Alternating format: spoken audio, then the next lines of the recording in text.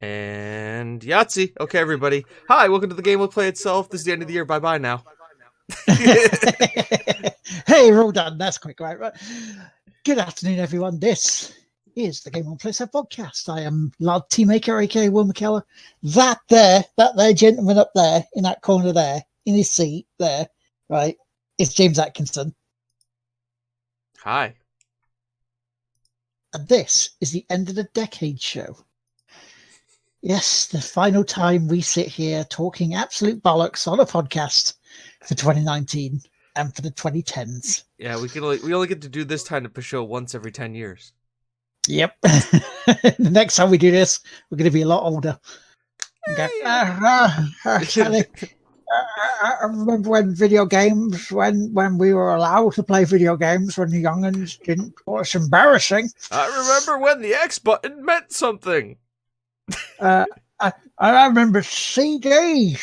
Let's have CDs edition. And if you lost your game, all you had to do was go to a shop and buy another one.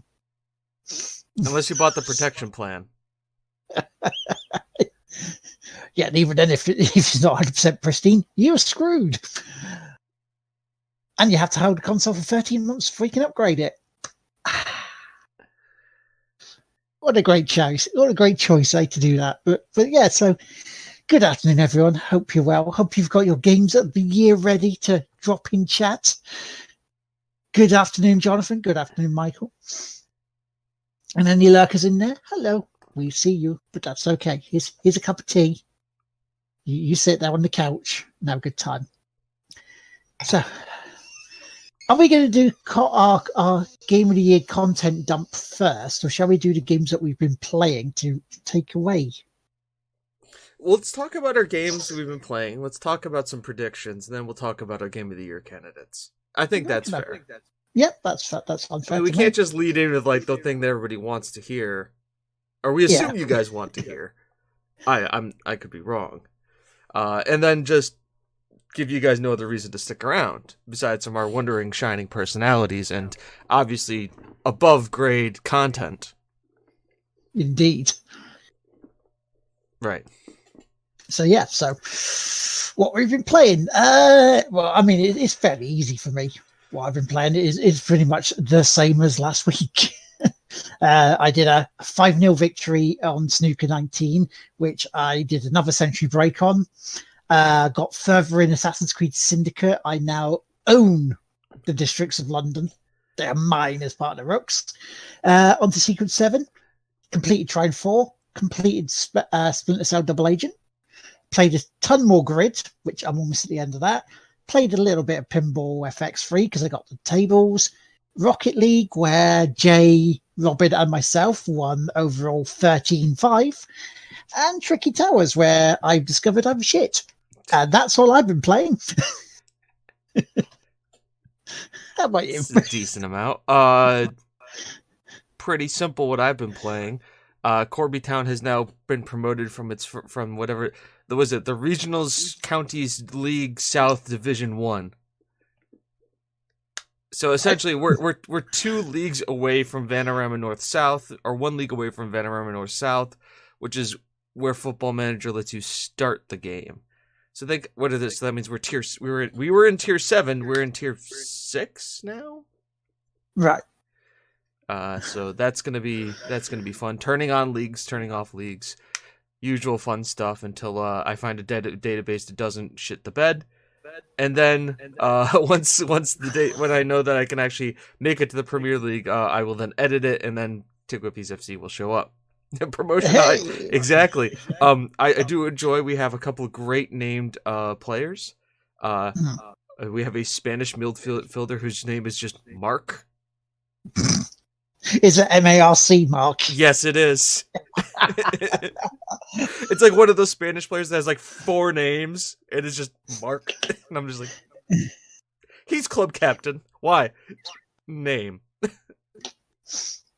Are you going to mess with him? Are you going to tell him otherwise? He's a 6'2" Spanish box to box midfielder who weighs about 162 pounds.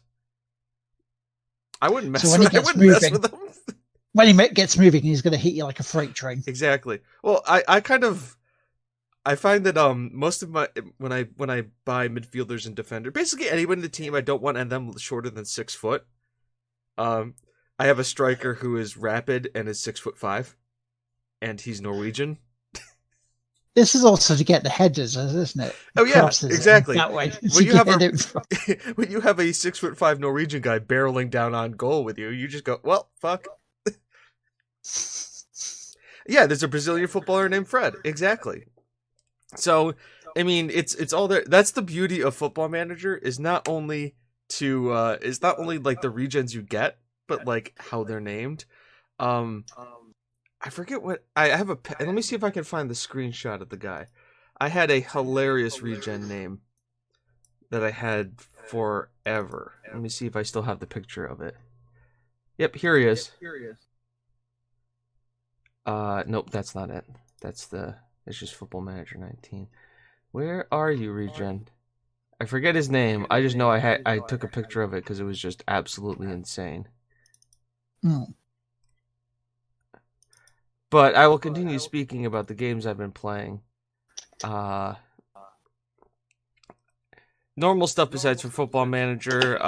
Played a little Destiny. Played a little Path of Exile. And then I played Disco Elysium.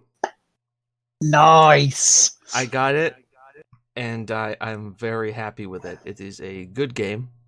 Yeah. I'm going the route where I am like super psychically sensitive, so like inanimate objects talk to me. Sounds like a crack idea.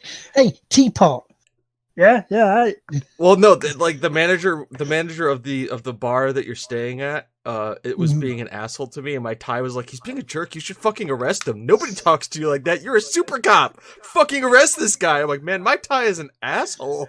And then you're like, take the tie off, hide the tie, and then like I walked to the swinging corpse, and it started talking to me. It was like, tell me what you were like. He's like, oh, well, I was like this. And I'm like, wait, he's like, wait, how am I talking to you? He goes, I don't know. You're weird. All right. I did find the picture. Be prepared for this. Cause this guy's name is that of legend. Here it is. Perfect. Done. All right, let me I gotta really expand it, but it's gonna pop up right here on the middle of the screen. And also just look at the guy's face, because Football Manager is known for its high quality graphics. There's the guy.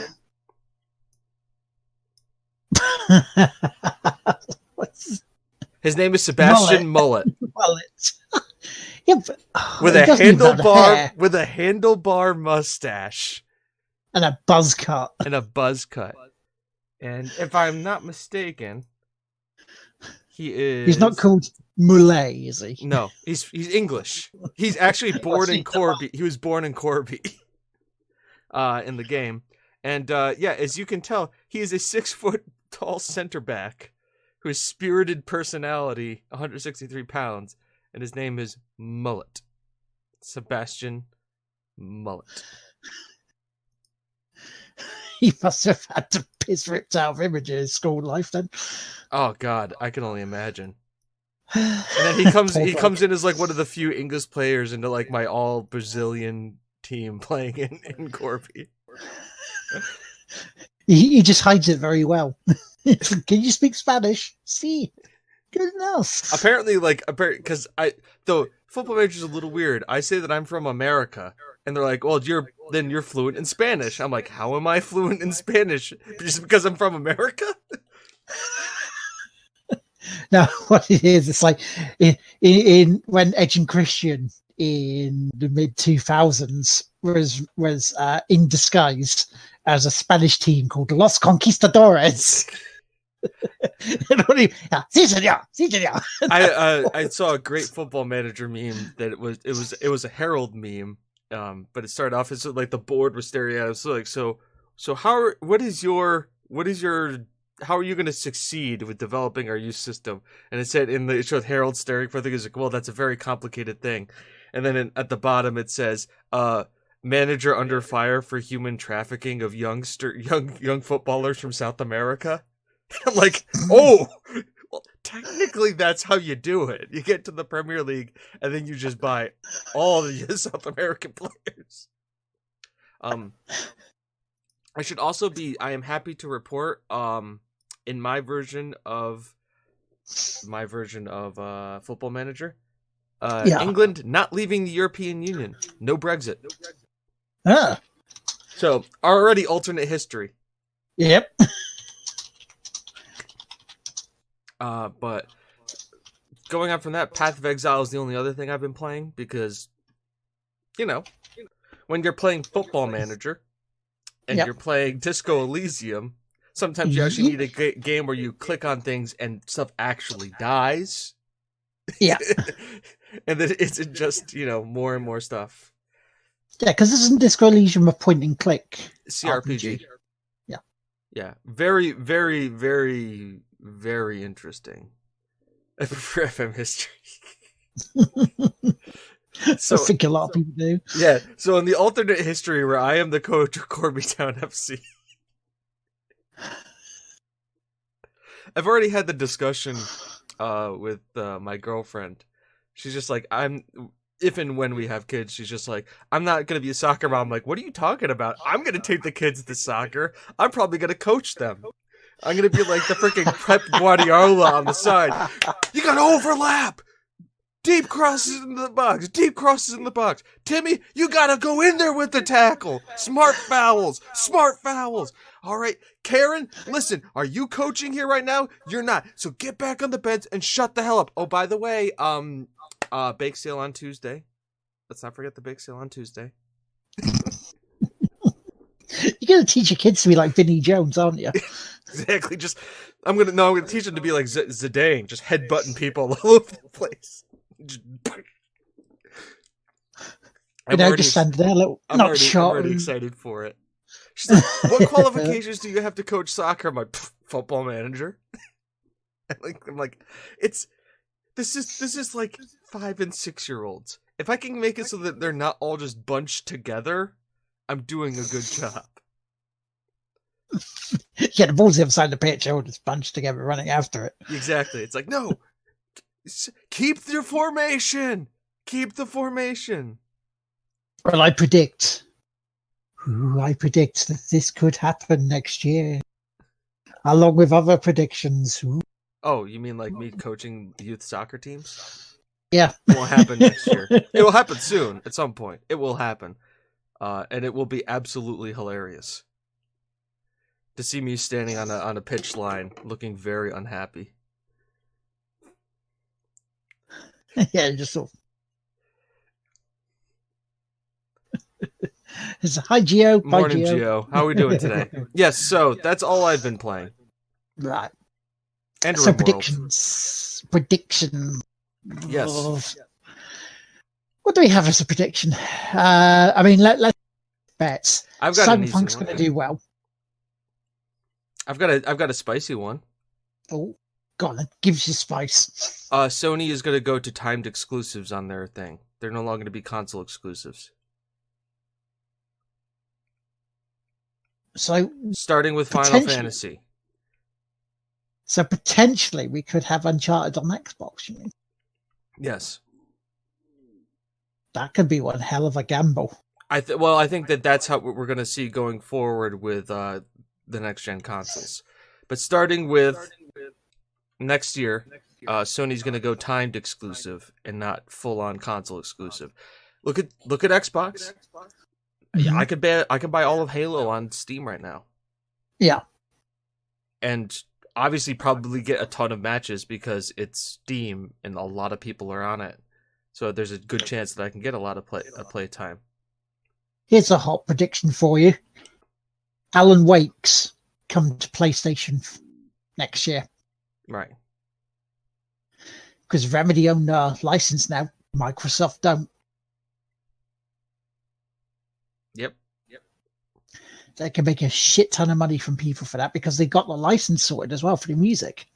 So that was okay and sorted out as well. So I think What's to say that- I think Minecraft is just going to see the floodgates open. The fact that they finally bent on that one. Yeah, So it's happening. The cross platform is finally happening, and so we can't really say my console's better than yours. You smell if you have the wrong one. as we did back in the childhood days. So Biotic, so if you want like a really specific prediction, I predict Spider-Man is on something beyond PlayStation next year. Like a greatest hits, like all the DLC Spider-Man is on either PC or Xbox or some combination of both. Let's be honest. We love the Switch. That's not going to be able to handle Spider-Man. But you can say that or get God of War or any one of those things. I expect those exclusives to start doing that. And obviously with Square kind of has like their own deal where like, you know, they can bring the Final Fantasies to PC. I mean, was it 15 has been on PC forever? It has been quite a while. Quite a while. And they're bringing Yakuza's now to Xbox. And PC. Yeah. So, and the thing is with PC, I mean, with any gaming PC, I know I could stream from my Xbox to my PC if I wanted to. Yeah. I could play an Xbox game on my PC. I don't know, but I'm pretty sure that the technology is going to come soon to go the other way. It's very possible. I mean, with xCloud, but on your PC, if you go into your Windows and you go into your app for your Xbox, if you look on the menu down the left-hand side, you'll see a little Xbox icon there, which connects to your console to stream your games that way. Yeah, so it's obviously my Xbox is doing other stuff right now. It's basically being a cable box because my girlfriend loves losing the goddamn remote. You know what she doesn't touch? The Xbox controller, which means I can at least control the TV that way. But that's a spicy one for you. That's one that I kind of foresee, but I'm not expecting. And I expect that to be like an E3 announcement, like or something like that. I predict that in February, during a state of play or a special reveal, the PlayStation 5 will be shown. I predict they're going to give a price. And I predict around about the same time, Xbox with their series will come out with different bundles and tell us the prices as well. Oh, you mean? However, I don't think they're going to be cheap. No. I think these will be probably some of the most expensive consoles of all time. Yeah. I think we're going to be looking 500 quid for at least one of them. Easily. At the very least, one of them. I'm expecting $6.99. It's not what I want. Yeah, it's not what I want. I wish they were potentially coming out at about the same price as PS4. You know, and that was about $349, $399. However, that price I don't think is realistic because of the SSD drives. Because you're going to need space. You're going to need, if you want the backwards compatibility on them, you're going to need hard drive space. We're going to need a lot of hard drive space. We're going to need at least 2 terabytes in the consoles with options to add more. You're not going to get that cheap in an SSD. They may do a dual hard drive, like most gaming PCs, where you have the boot and operating system on an SSD, and then they keep the data storage on a regular hard drive.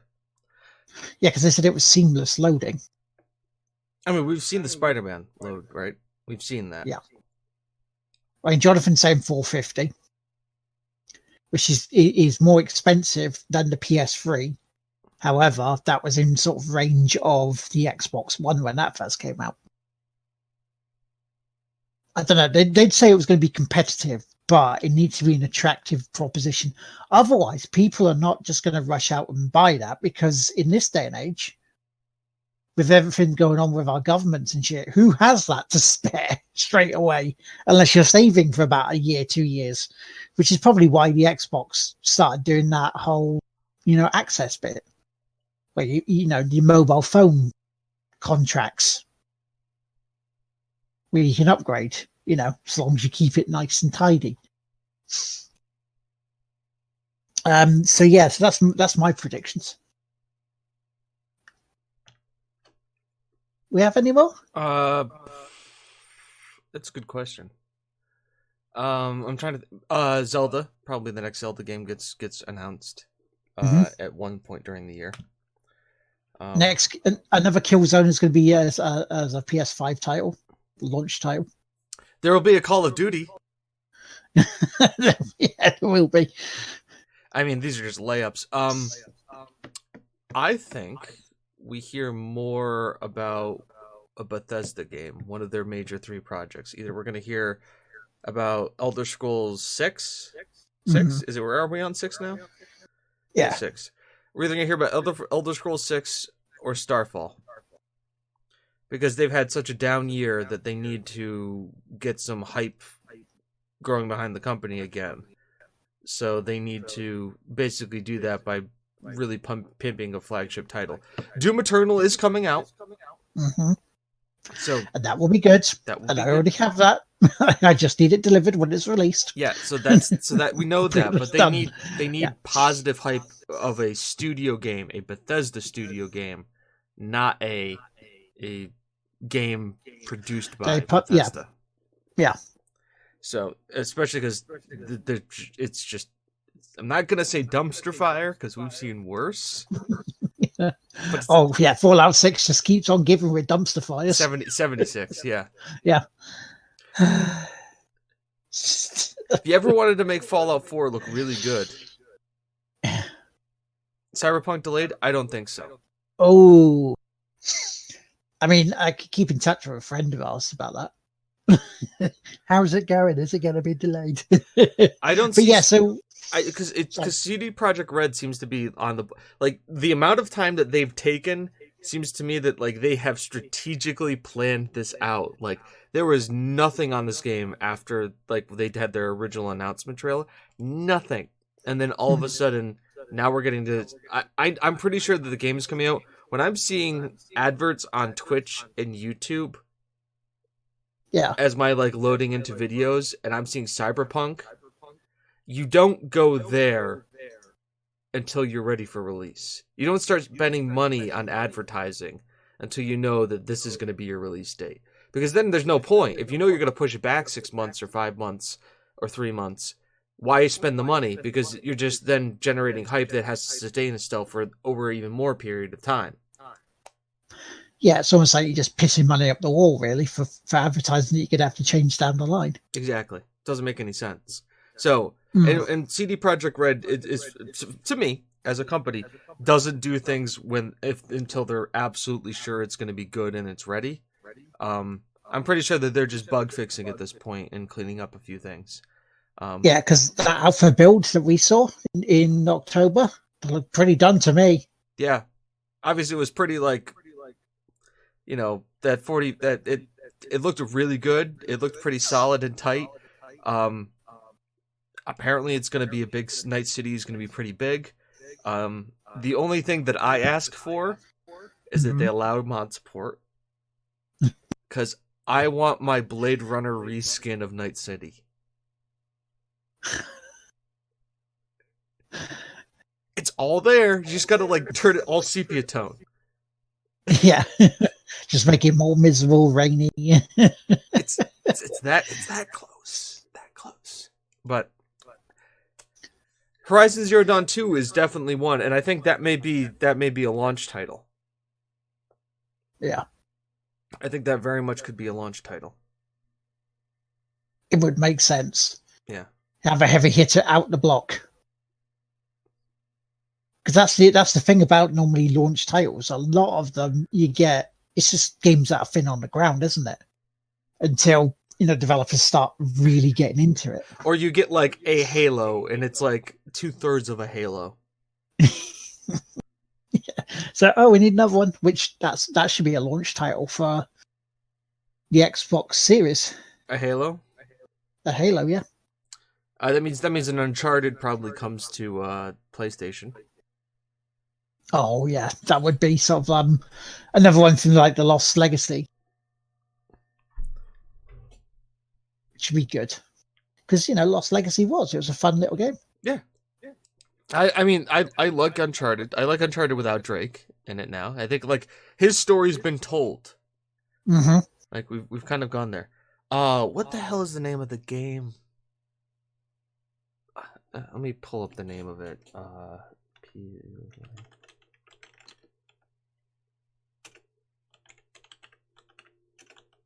It's a PlayStation futuristic FPS.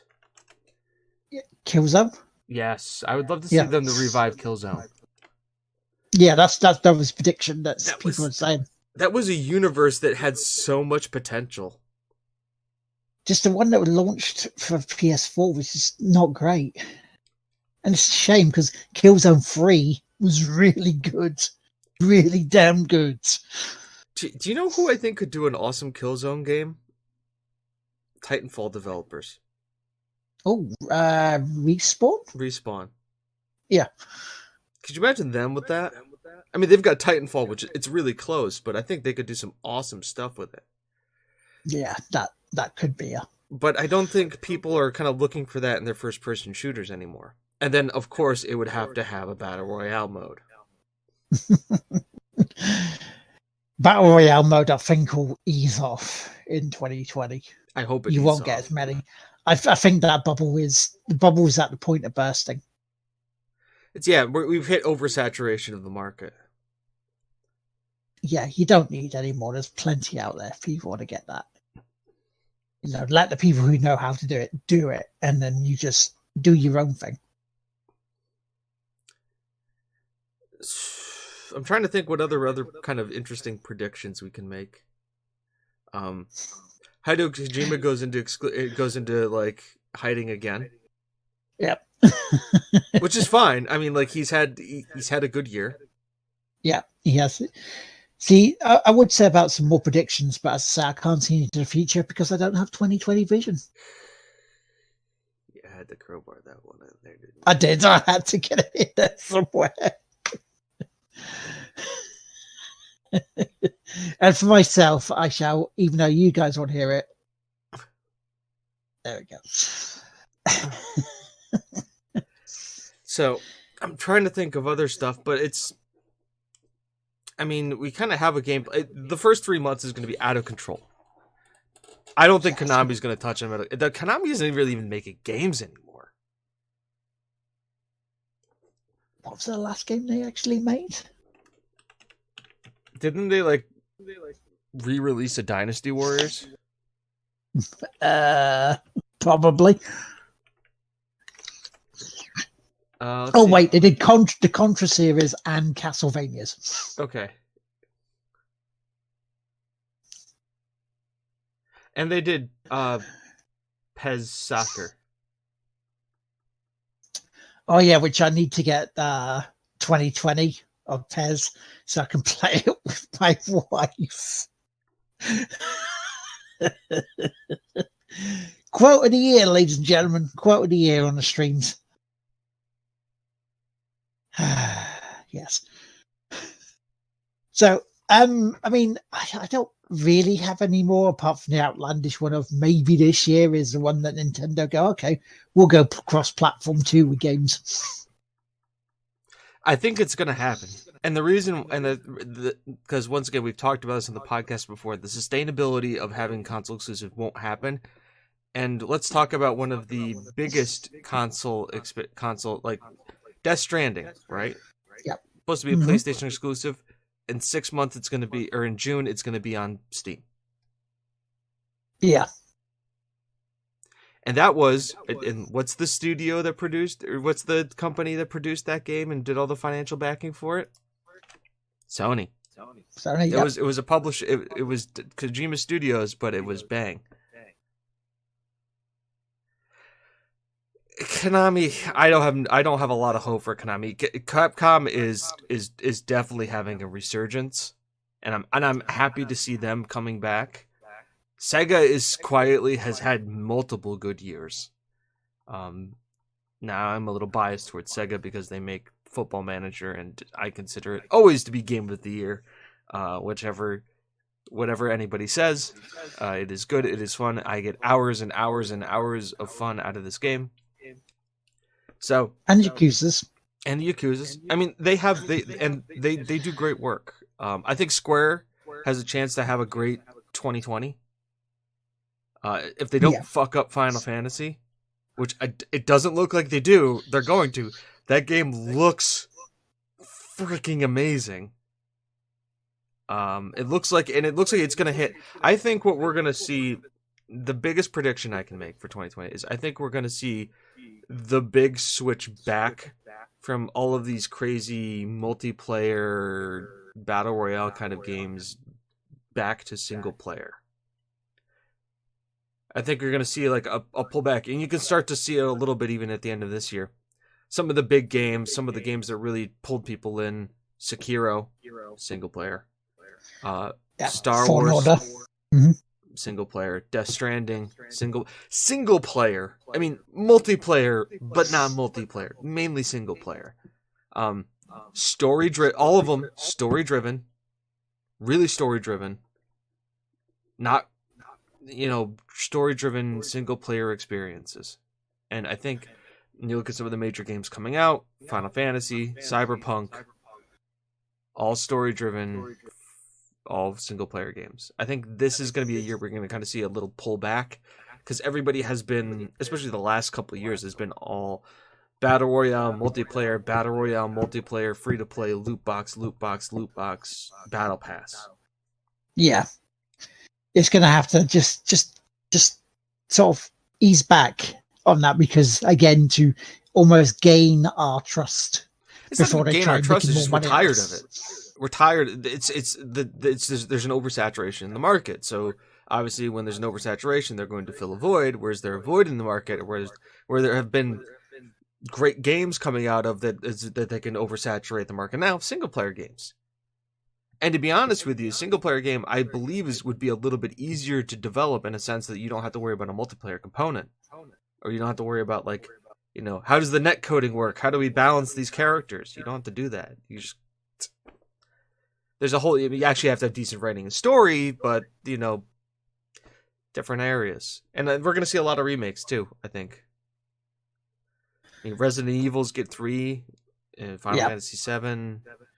I expect 8. I mean, if 7 goes great, you're going to see an 8 come. It's just given. Yeah, Fallen Order, thank you, Bionic. Fallen Order, Outer Worlds, Sekiro, Resident Evil 2, Days Gone, etc. All single player games, all very good. And Days Gone, I think, is a little underrated for a game that came out. And I feel bad because the guy who's the main actor in that one is also like the main actor in like the early Star Wars ones. And people are like, "Oh, Fallen Order is this great game." I'm like, it kind of reminds me of the other ones. And I like. Does it remind you of Force Unleashed? Force Unleashed, and I like Force Unleashed 1. I thought it was a fun game. It's a buggy mess. It's just a buggy mess. It was a PlayStation 2 game.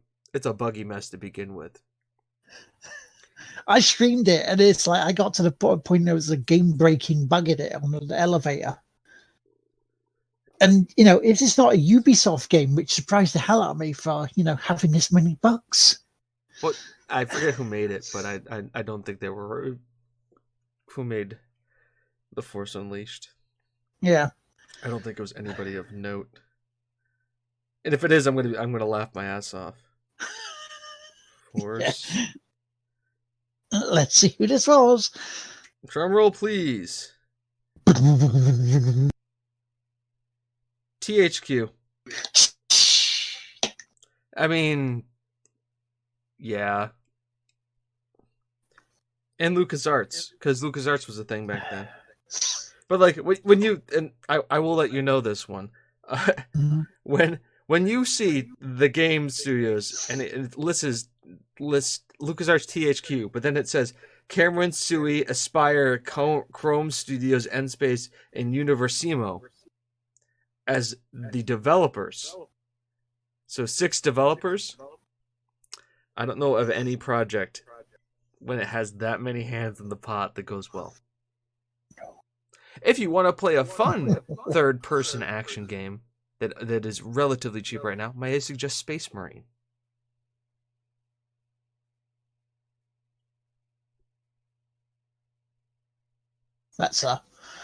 That's a choice. That's a call. That's a callback. That's a deep cut. It is Warhammer 40,000, and it doesn't try to be anything that it's not, which is just over the top orc killing action with crazy space marines and very little dialogue. So, works for me. So we've mentioned some games, that are story driven. We've mentioned games that predictions for next year. Let's come around to our game of the year. Sure. Now, do you want me to read off the people in chats first? Sure. Yeah, we'll read theirs first before we get to ours. Okay, because JDub.executable, who, by the way, little bit of a plug, is doing a 24-hour stream on behalf of Team Tigwhippy and Extra Life on New Year's Eve, 8 a.m. UK time to New Year's Day. Right now, too, isn't he? Don't know. I haven't seen it on there. T. Paulin is streaming right now. Yes. Cyril. But yeah, his game of the year, because it got him to EGX as a speedrunner, is Sonic 3 and Knuckles. Without Ages, apparently just doing a re-release of it this year, but yeah, that's his game of the year. And then Michael has a list. He has a list of 5, and I will say them in ascending order. Or descending order. At number 5 is A Plague Tale: Innocence. At number 4 is Judgment. Number 3 is Resident Evil 2's remake. Life is Strange 2 at number 2.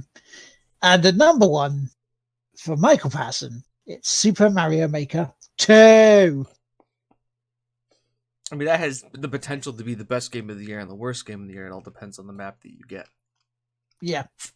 And yeah, whether you'll enjoy doing creative stuff and playing creative content. So, if anybody has a game of the year, let us know in the chat as we're talking away.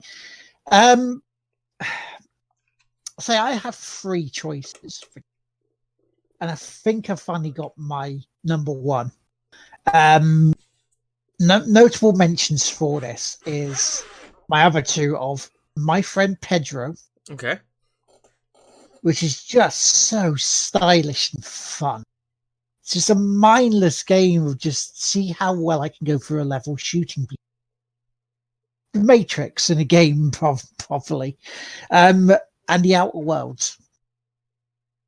The reason I put it as a notable mention rather than my game of the year is, did I have as much fun with it as I did my game of the year?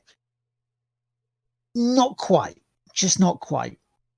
And there's nothing against the game. I really like the story. I really like the dark comic narrative that was there. I did like the fact that it was just firing its ammo all at corporations and how bad they are these days. I did like that. I did like the characters in there. I did like the one where you could have a choice of who you took with you. I did like that. But to me, the more fun I had over this year was Devil May Cry 5. Not for the fact that it was in London. It's a game that you could just go, oh, okay, let's just shut our brain off. Let's just do combos. Let's just take demons out. Let us just have a rip-roaring time. Story was at times cringeworthy as anything. But, it sets you off on the journey with a very, very sort of hyped up music going down, driving in the van. And that whole montage, that whole starting just sets the tone for it. And it does not let up. And I liked that. And that just drew me in for the hours I played on it. It was about 10, maybe. About that, yeah. Yeah. But it was fun. And it must be a good game if I'm still remembering it this far along into the year. Because that was an early one. Was it at late January? Early February it came out? Yes. Yes, that was about roughly when it came out. Yeah. And I still remember it. I still remember that opening montage. I still remember just the little bits and backwards and forth between Dante and is it Nero? Yes. Yeah. And V. So Nero and V. So those little bits, very, very sort of memorable. And even talked about now, little bits are popping again, coming into my head. So that's why that's my game of the year. And I can't say Sekiro because, yes, I played a little bit of it, but I didn't complete it. Oh, yeah, notable mention must be like the Dark Souls series with Jonathan. They take hard games and make them sort of palatable. And so when they become palatable, they become more fun. So what's your game of the year, Did? My game of the year is, I think everybody can guess it. But it is my game of the year for the exact opposite reasons why Devil May Cry is your game of the year. Okay. Mine was Devil May Cry 5 until I played and beat Death Stranding. Right. And the main reason, I will tell you why it is Death Stranding. It elicited an emotional reaction from me that I've never had in video games. All right. Where Devil May Cry was what Devil May Cry to me was, you sat through this story to get to the action sequences, to get to the gameplay. Yeah. I think we can fairly say that, like, the story was there to loosely hold together the action set pieces of that game. Yeah. Right? Yeah. That's fair. Devil May Cry would be the first to tell you that's what they do, because that's Devil May Cry. That's what it does. Death Stranding had its action sequences or its gameplay sequences, as Kojima very much does, to get you to the next bit of story, which in my mind put them par to each other. What pushes Death Stranding is that he takes those his action sequences and is able to create moments of just clarity and interesting parts that I've never seen I've seen in video games, but have never hit me on an emotional level. Spoilers for the first hour of the game. Okay? So I'm going to spoil the first hour of Death Stranding. If anybody doesn't want to hear spoilers of the first hour of Death Stranding, please stop now or mute. I will let you guys know and wave my hands when this is done. Okay. I have warned you enough. So, the second delivery you ever make in Death Stranding is, you are the adopted son of the president of the cities of America. She dies, and you don't want her to turn into a Death Stranding and nuke the entire city that you guys are living in. You have to walk her body to an incinerator. So, Kojima gives you no equipment. This is literally the first thing. Your mom just died, and you now need to carry her corpse on your back up to an incinerator. You start walking, which you do it a lot in Death Stranding. And Kojima, you're kind of walking over this flat kind of green field, and it's kind of up a hill, up a mountain that you see a few ladders for. As you're walking, though, he pans the camera out, so you get a wide view shot. The soundtrack, Low Roar, starts playing this kind of melodic, kind of indie, almost kind of sad but uplifting song as you're just walking. And it's just giving you time to deal with the emotions of what happened and what's going on. And it's kind of, he's letting it sit in the oh shit, there's a lot of shit going on right now that you're going to have to deal with. It lets you almost kind of fit into Sam's shoes. There's a lot of emotions and you have nothing but time to process this. And then obviously you get the body to the incinerator and things go on from there. But it's those moments where Devil May Cry 5, action sequence, bang, bang, bang, great, solid, but I never felt that the action sequences were helping progress the story and causing, and we're there to do that. And there's just those little moments like that he puts in that really sets the game apart for me. I was emotional through 90 for most of the game. I cried in moments of the game because of how the stuff that he talks about. Yeah, so it's, for me, it's polarizing as all hell. I am very much considered to be a Kojima fanboy. I will not defend that. But the overall story, acting, and the people act in this game. It's not like, oh, they're acting because they're voice acting. No, there is acting in this game. Norman Reedus is very strong in this and everything. They're all great in it. Mads Mikkelsen is absolutely insane in a great way in it. The story is so convoluted, but at the end, unlike any other Kojima story, it actually makes sense in the end. Even as crazy as Norman Reedus, not Norman Reedus' character. What our favorite Troy Baker. Troy, I was gonna say, like, our favorite actor, Troy Baker. Even as crazy and out of place as his character seems, it makes sense towards the end of what's happening and why he's been done and why he is the way he is. And the famous tongue licking scene, though weird and creepy, and kind of like, Kojima, are you doing that thing again? Is he doing the thing again? A little bit. Does it also make sense in the context of the game why he has her stripped down like that and puts a mask on her face and has her run under the rain? Absolutely it does. He's proving a point to her. So Death Stranding gets my game of the year. Purely, almost kind of like how God of War got my game, I think, game of the year last time. It elicited an emotional response in me that I've never had video games do before. And it was more me wanting to complete the story and the narrative to see what happens to all of these characters. It was basically like the emotional investment you get when you're watching Game of Thrones or a long-running TV series. Like, I was emotionally invested in this. I didn't want to beat this just to put, like, I got achievement, I beat the game. I wanted to see the ending. I wanted to see what happened to these characters. I wanted to see what was going on. And that is why it's my game of the year. Because it was more than a game. And I see the god of Kojima Productions was looking down on you there during that. Yeah, one of my best Christmas present this year by far is I have a 3-foot tall Hideo Kojima now, who will be making regular appearances on this show. It's okay, not life size. Not life size. By the way, wearing a Foxhound T-shirt, so. He tried to find a life-size Hideo Kojima. He wanted to get me a life-sized one. Hey, did you know he's Jeff Keighley's best mate?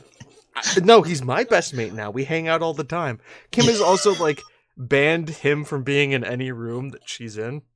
She's like, it's creepy. I'm like, it's Hideo Kojima. He's creepy. I'm like, I know he's creepy. He's Hideo Kojima. It's what he does. He's kind of a little creepy. Also, as a side note, he's also already started on his next project. Ooh.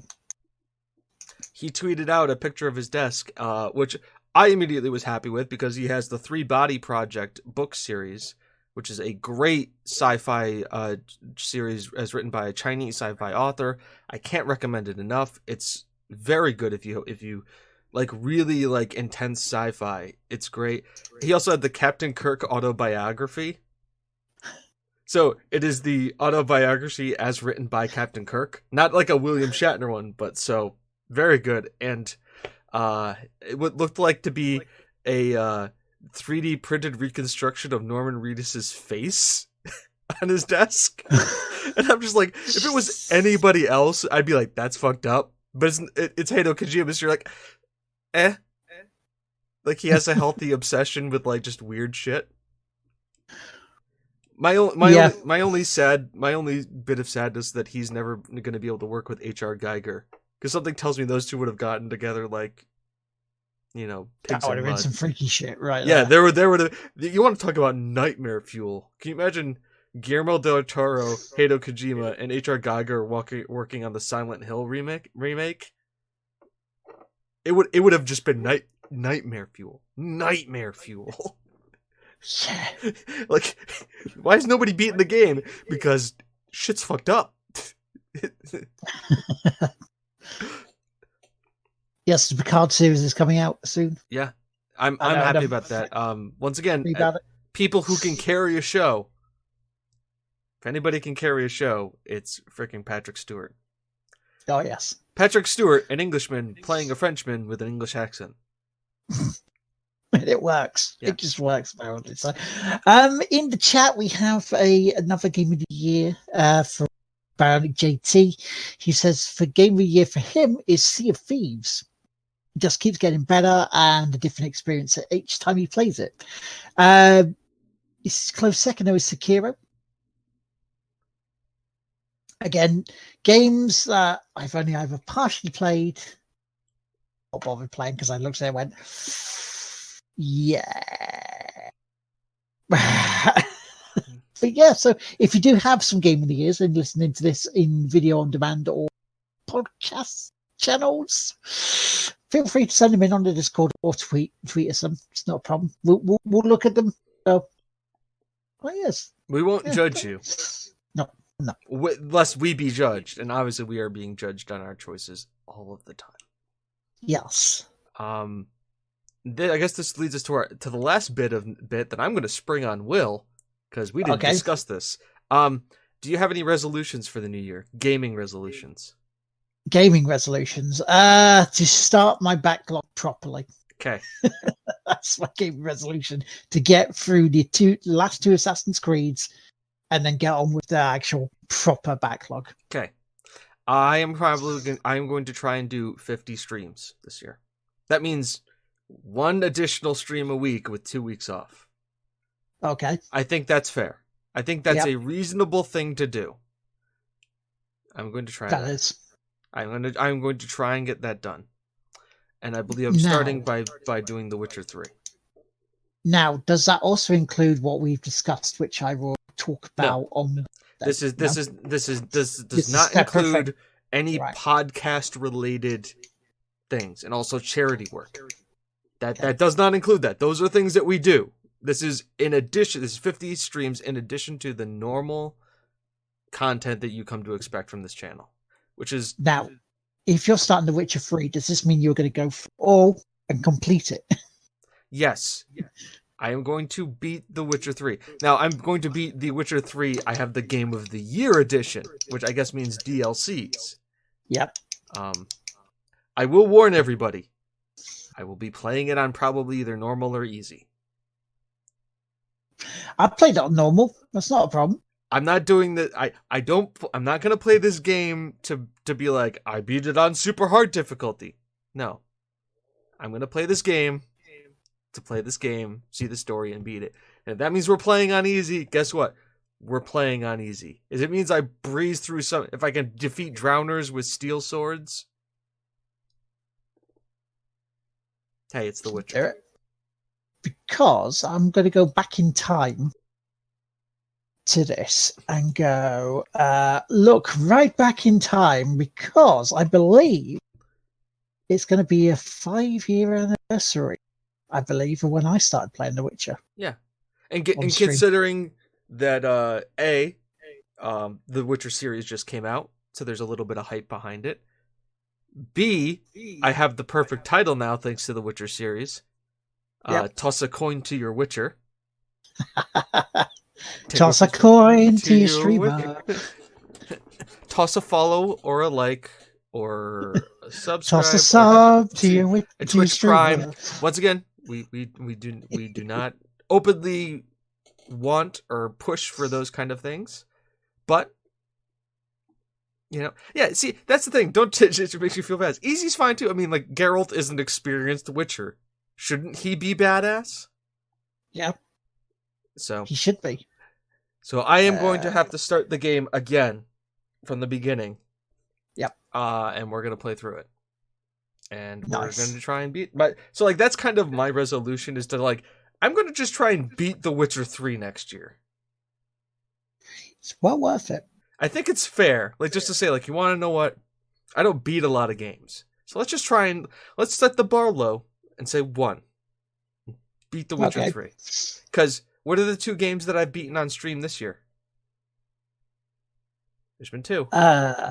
XCOM. Nope. Well, Death Stranding was 1. Yeah. No, because it didn't start Death I Stranding. did not stream Death Stranding. Mm-hmm. I'm trying to remember now what it was. The other game was a game I started in 2018 but finished in 2019. Wasn't that? Did you not do Horizon Zero Dawn? That was years ago. But yes, that was a game I beat on stream. There's only like 5 I've ever beaten on stream. XCOM was 1, and I've done it twice. Because I did XCOM, and then I did XCOM War of the Chosen. I'm trying to remember. We talked about it was your game of the year was one of them. Devil May Cry 5, Okay. yep. I beat Devil May Cry 5 on stream. What was the other one? It was part of a long-running series. Long-running series. Yep. Oof. It was the 7th installment of the game. Oh. I'm thinking like Resident Evil, but it wasn't Resident Evil 7. Do I need to tell you, man? Yeah, do it, because I'm looking through my bit here at the moment. I'm kind of like, my brain's going, you need to multitask, lad. And I'm like, I can't. I'm trying this a second. It's like, but you need to. Otherwise, it'll make you look stupid. 7. Oh. The dogfight simulator. Yeah. I mean, to be fair, we have made a lot of content. we make a lot of content every year. Yeah. This is the 20. Also, this is halfway mark. 25, episode 25. Yeah. Halfway through this season 4. This is season 4, isn't it? Yeah. 5 years happens at the end of in June 24th. Uh-huh. Toss a coin to your witcher. Yeah, season 4. Holy shit. 4 seasons of this. So halfway through season 4. J-Dub's New Year's Eve special. Check that out. Streaming for charity, streaming for kids. If Kim is working, I will probably stream New Year's Eve. Nice. Possibly playing The Witcher 3. To start it out. I see. Let's get my ass on this. If we're gonna get on the horse, we're gonna get on the horse, right, people? Let's just get on. Dougie's doing 12 hours as well. Great. Tons of content for you guys on New Year's Eve. Me, I'm not. I'm deciding to not do New Year's Eve this year because of one J-Dub doing his stream, you potentially doing one, Dougie doing one as well. It's a case of I've moved mine to Monday, and Monday will just be Late Night Lads starting Blacklist. All right. And I think with that, we're done. I think we're almost done. Yeah. That's it, everybody. It's been a decade. It's been a year. It's been half a year, depending on like your reference of time and how we handle things here at Tigwhippies, because we're ending our second quarter, which is the end of the year for some people and the end of the decade for others. So it's weird, but it's fun. You guys have all made it great. We appreciate you all being here. It's always a ton of fun to be able to talk with you. Look forward to talking to you in the new year /decade /yes. Oh, yes. I say thank you so much, everyone, for making this what it is. Yes. We are going to raid T. Paulin. Nice. He's playing Good Assassin's. choice. He's playing an Assassin's Creed. I don't know which original. one. It will be the original. Okay, so he's playing the Assassin's Creed. Mm-hmm. Singular. And that's it for the afternoon, evening. Enjoy your holiday responsibly. Yes. Happy Have New a Year, happy New Year. We hope you had a good Christmas too. Yeah, we did. Obviously, everybody needs a little bit of Kojima for their Christmas, like I did. I'm very excited. Have yourself a very little Hijima. Have yourself a Hijima little Christmas. with some weird shit in. Bionic, thank you very much for the subscription now. Thank you. That's an awesome way to end the really year and start the next decade. Yeah, we really do appreciate it. It's been a ton of fun, everybody. Go show T-Paul and some love. It's going to be a blast. It's all good. Everybody, yeah. Thank you very much. Happy New Year. We'll see you in the new year. And that's about it. We are going to go out to... Do I still have it pulled up? I don't have it pulled up anymore. Screw it. This song. This seems like a good song. All right, everybody. Ta-ta. I don't believe that it's frozen again. The system has gone down, oh, down, oh, down, oh. I don't believe that it's frozen again. The system has gone down, oh. So I took it down to the help desk guy. I said, make it better or I'm gonna cry. He said, I'm sorry, your computer has died. The data can no longer be found, oh, found, oh, found, oh. He said, I'm sorry, your computer has died. The data can no longer be found, oh. To the roof with a laptop I did go. Over to the edge and I gave it a throw. And when it arrived 7 stories below, it really made a mighty fine sound, oh, sound, oh, sound, oh. When it arrived 7 stories below, it really made a mighty fine sound, oh. Well, that didn't do enough to ease my pain, so I went down to Dallas and I got on a plane, saying this is all Billy Gates' fault.